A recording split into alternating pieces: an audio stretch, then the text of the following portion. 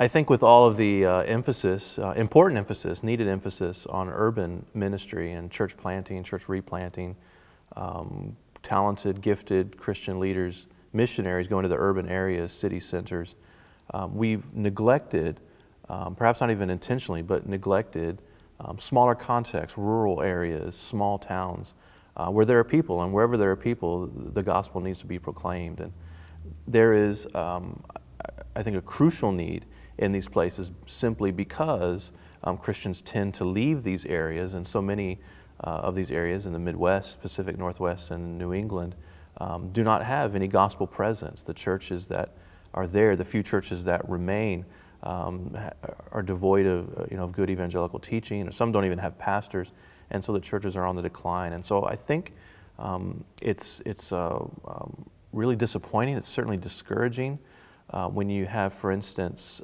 professors or pastors or missional gurus who will emphasize to the detriment urban ministry as if, and I've actually heard this said, as if going to small contexts, going to small towns or rural areas is a waste of talent or a waste of time. When I moved from Nashville to a small town in Vermont, I had a friend who told me, "You're going to kill your career if you do this."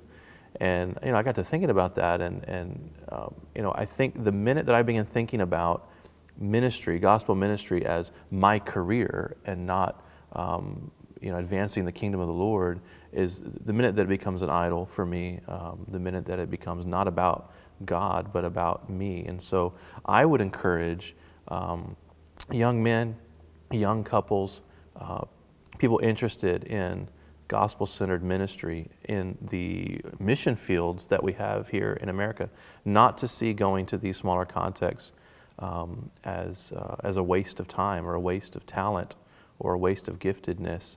We have to scatter the seed as far and wide as we can. Certainly we see in Jesus' ministry that he did not neglect or avoid the backwater villages and the small towns. So we need good Christians to go wherever God is calling. And I believe he's calling the American church to not neglect the highways and the hedges.